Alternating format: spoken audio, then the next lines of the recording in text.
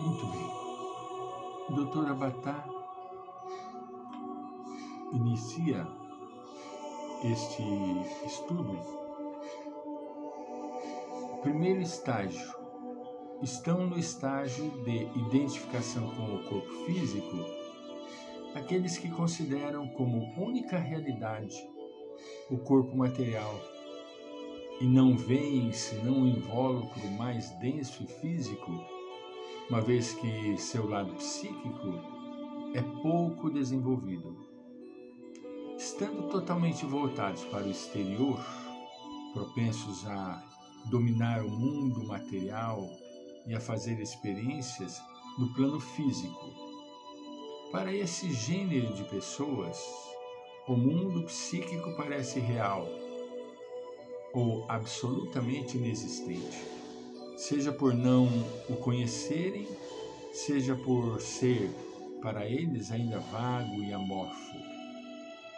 O número de pessoas pertencentes a esse nível de consciência é maior do que se possa imaginar, pois não devemos supor que somente os homens primitivos se identifiquem com o corpo físico.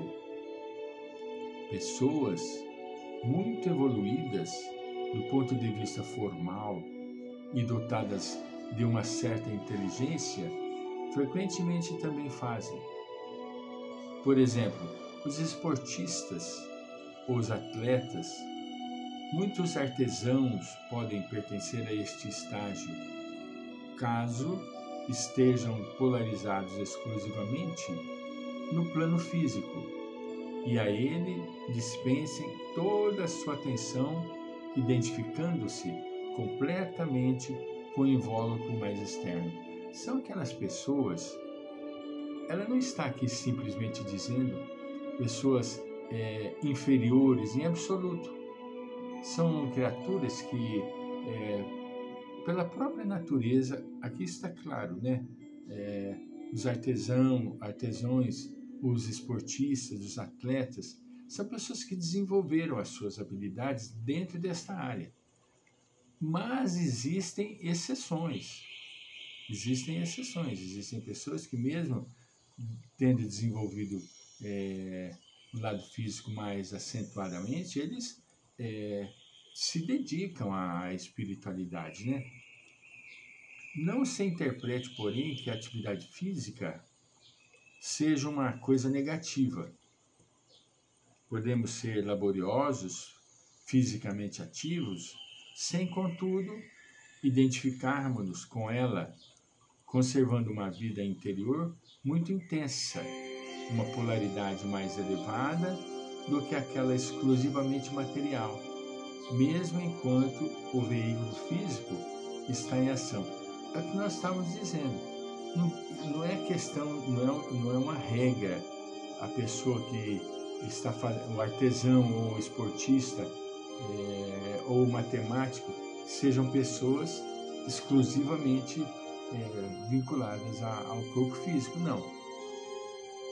Podem ter seus momentos de expansão espiritual. O segundo estágio, a maior parte da humanidade pertence a esse segundo estágio, ou seja, aquele de identificação do eu com o mundo emotivo. Quando o homem começa a perceber seu mundo psíquico, não se identifica mais com o corpo físico. Sente que a realidade não consiste em sua forma material, sem, todavia, lograr encontrar sua verdadeira identidade. Ele fica perdido em um mundo confuso, mutável, caleidoscópico, o mundo emotivo, e seu eu não mais lhe pertence, não lhe parece como antes, quando o identificava com a forma material, porém múltiplice, ambíguo, fugaz, posto que o identifica a cada vez com os diversos estados emocionais que se alternam na esfera do seu consciente, sempre mudando aspecto e natureza. Se o seu estado de ânimo é alegre, ele pensa, eu sou alegre. Se ao contrário ele está triste, ele afirma, eu sou triste. E assim por diante, identificando completamente seu eu com o estado de ânimo do momento. Seu eu, por isso, não apresenta uma fisionomia precisa, um traço de unidade, mas é múltiplice, inconstante, possuindo 1000 faces e aspectos que correspondem aos inumeráveis estados psíquicos. Enquanto o eu não se polarizar na mente, o homem não poderá sair dessa condição de confusão, de desordem e de incerteza interior. Enquanto ele não se polarizar, ele não ser aquilo e não apresentar aquilo que verdadeiramente ele fica, entende? Navegando segundo a maré, entende?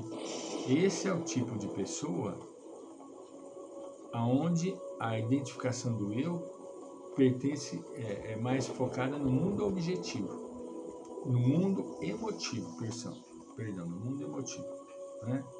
Quando o homem aprende a pensar e a usar sua mente, então pouco a pouco emerge em sua consciência a ideia de que a única coisa estável, sólida e real é o pensamento, a faculdade de raciocinar. Ele começa a sentir a dualidade que existe entre pensamento e emoções, e por isso tende a supor mais verdadeiro e real o elemento intelectual, que por sua natureza é mais firme e mais estável do que as agitadas ondas emotivas e os mutáveis estados de ânimo.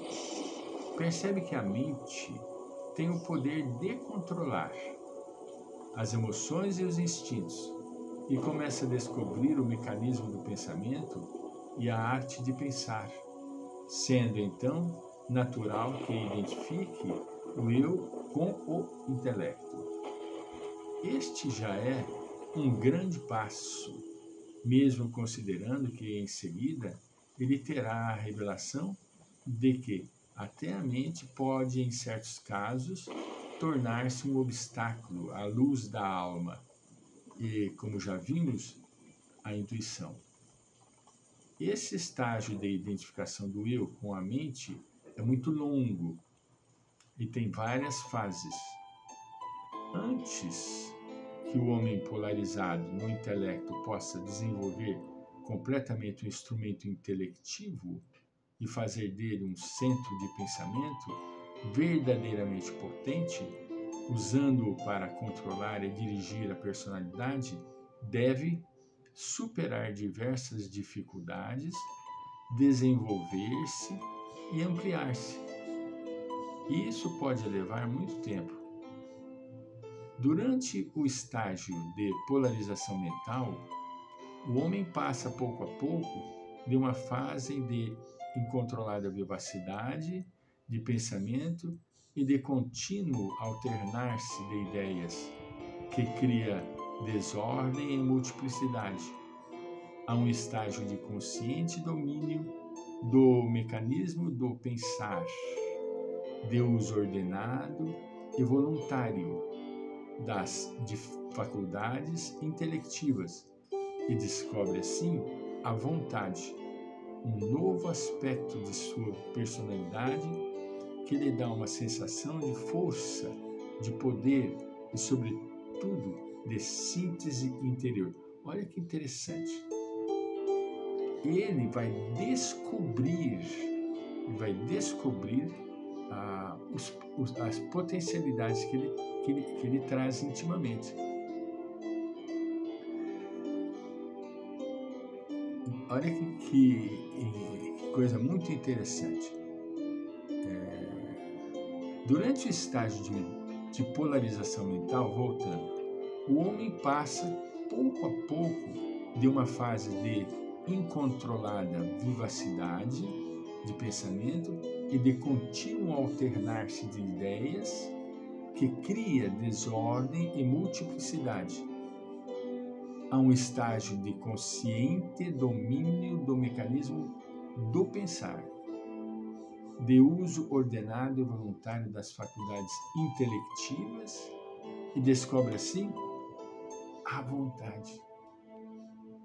Somente a vontade é suficientemente forte para manter o equilíbrio do espírito. Emmanuel, no livro Pensamento e Vida, ele descobre a vontade. O próprio livro de Emmanuel, Pensamento e Vida, ele diz que a vontade é um gabinete, não é um departamento. Entende? É um gabinete que gerencia, e aqui está claro, a vontade, um novo aspecto de sua personalidade que lhe dá a sensação de força, de poder e, sobretudo, de síntese interior. Só a vontade. Voltaremos.